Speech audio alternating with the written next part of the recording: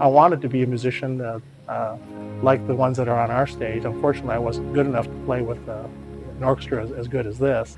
And as time goes by, you get married, you have kids, you have a family, and I put my horn away because I had to make a living, and wanted to stay in the music business, so I went into music retail.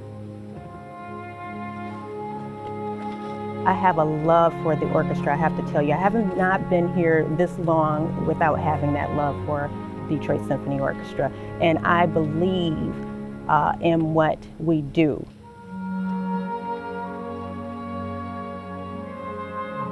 My sister actually started here first. My uncle was actually on the Paradise board, and he happened to see a opening, and my sister applied for it, and from there she mentioned how much she enjoyed working for actually Save Orchestra Hall, which was here before the Detroit Symphony Orchestra came back to the hall as their home.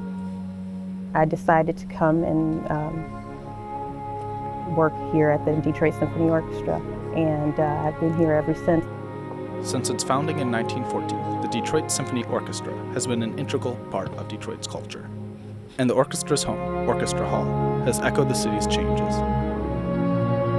Built in 1919 at the request of conductor Osip Gavrilovich, the hall quickly established its presence, drawing in a virtual who's who list of classical musicians. The orchestra also became historic as the first orchestra to perform on the radio, flourishing until the 1930s, when the Great Depression forced the DSO to leave its home. The orchestra then relocated to a variety of venues, including the Masonic Temple, before eventually settling on Detroit's waterfront at Ford Auditorium in the 50s and 60s.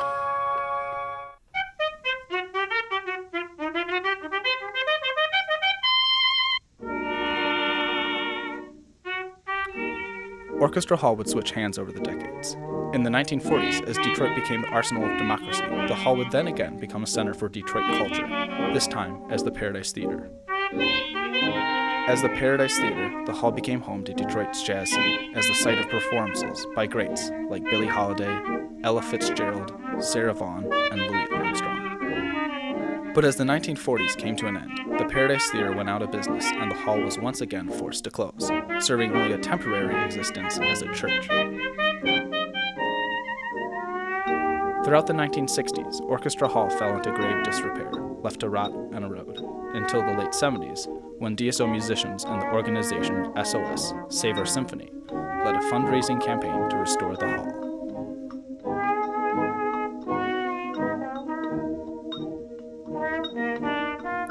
The DSO was then able to return to its home in the early 90s and expanded to the Max M. Fisher Center for Music, home of Detroit's orchestral and jazz community.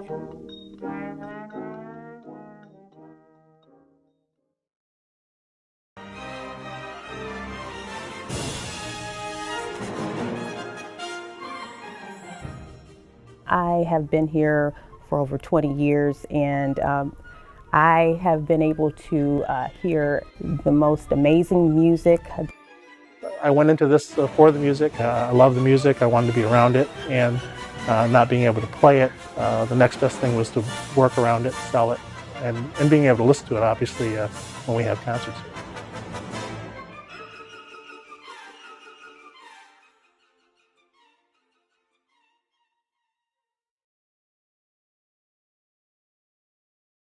It's day one of their strike, one which they say they had no other option. With no new talks set in this strike, it's anyone's guess how long this one will last. Tensions between orchestra members and management have been running high since August, but negotiations continued. Now it appears the season is in jeopardy. Save our symphony!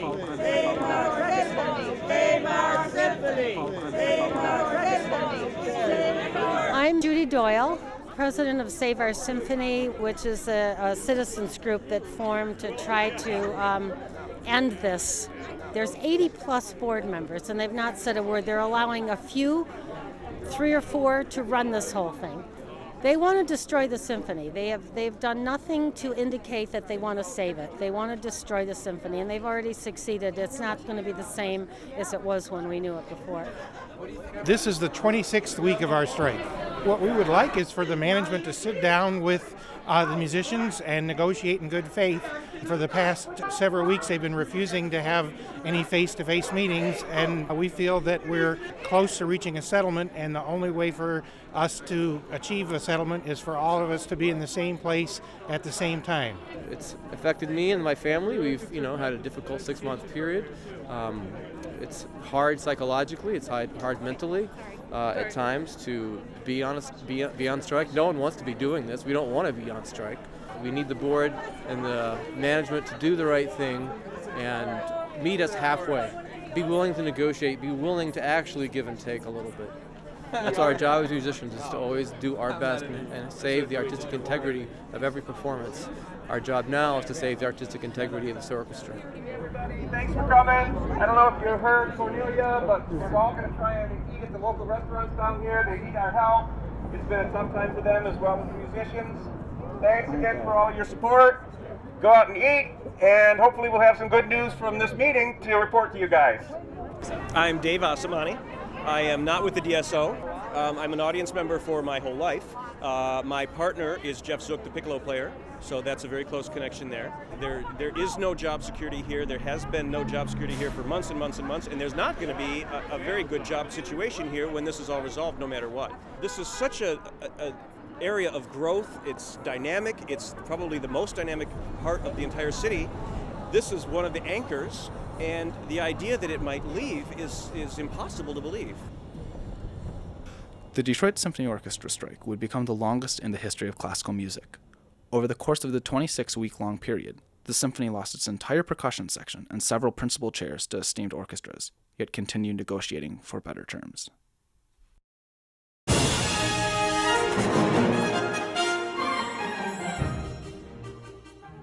Finally tonight, the city of Detroit gets its symphony back after a long strike that captured national attention.